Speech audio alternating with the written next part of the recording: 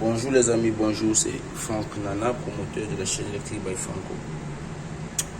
Aujourd'hui j'ai voulu sortir un peu du domaine de sécurité, c'est-à-dire laisser un peu le courant faible dans le 24 volts et le 12 volts de côté et puis toucher quelque chose de plus lourd. C'est pourquoi je tenais à vous présenter cette armoire là. Nous allons aller tour à tour et faire un tour sur les composants internes. Là, vous pouvez avoir le gros câble que vous voyez là, c'est l'alimentation générale de ce panneau. Il est directement branché à un compact. Là, vous voyez ces trois faces et puis un neutre à côté. Juste à côté, vous allez voir sur les différents départs. Pour les équipements. Donc, anti-soldateur, c'est pour les équipements. Le câble rouge que vous voyez là, c'est pour ma spécialité en moi.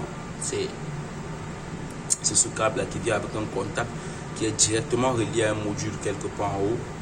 C'est-à-dire que quand il y a un incendie, avec ce câble rouge là, à travers ce câble rouge et puis le module en haut et sa commande, nous agissons donc sur un contacteur directement relié à ce compact. Ça veut dire que dès qu'il y a un incendie, nous coupons le contact via ce câble rouge et puis le panneau est hors service. Tous les équipements reliés à ce panneau donc sont hors service. Là, c'est pour éviter la propagation du feu ou peut-être éviter les dommages quoi. Bon, là nous allons essayer de rapprocher un peu. Vous voyez là ce sont les différents borniers de connexion. Vous voyez c'est super, de nos jours les panneaux ne sont plus comme ceux qu'on a connus dans le temps. Il suffit juste de venir là et puis grâce à notre projet repérer la sortie à laquelle nous aspirons et puis on tue juste l'équipement. C'est super. Je tiens à rappeler que toutes ces sorties que vous voyez là, tous ces trous là sont directement reliés à des disjoncteurs là en haut. Donc il n'y a plus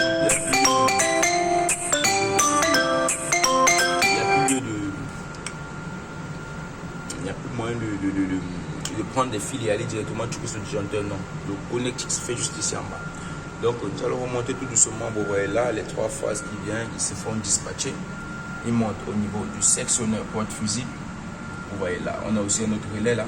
Ce sont des fusibles de protection. Ça protège toutes les faces.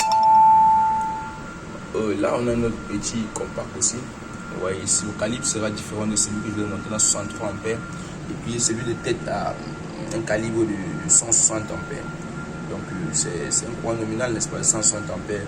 Celui-ci est un courant nominal de 103 ampères. Tu vois, donc il est un peu là comme un disjoncteur divisionnaire, un second, une sous-division.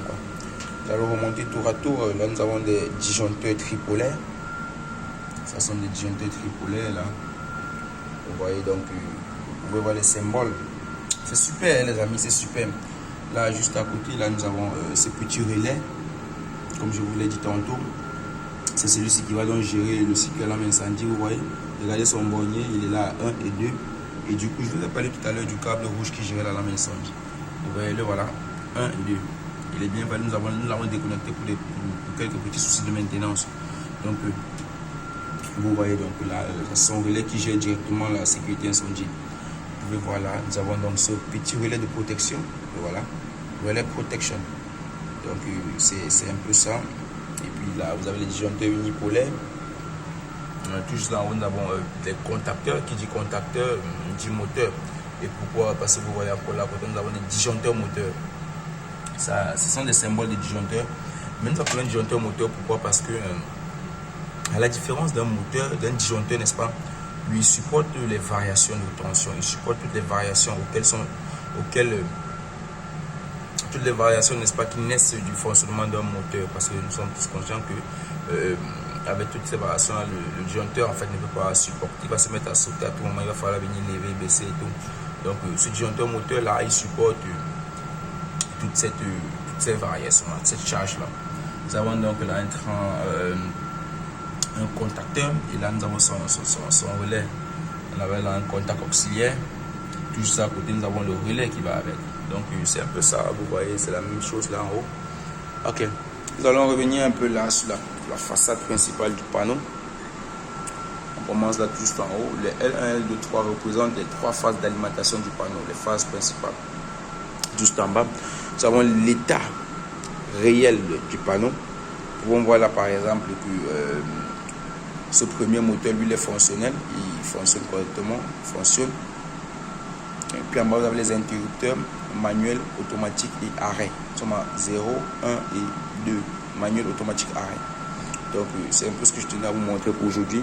Donc, d'ici à là, prenez soin de vous, abonnez-vous à la chaîne, partagez, parlez-en à vos amis. Electric by Franco, c'est le site, c'est la chaîne de la connaissance. Donc, passez une très bonne soirée à vous. Bye.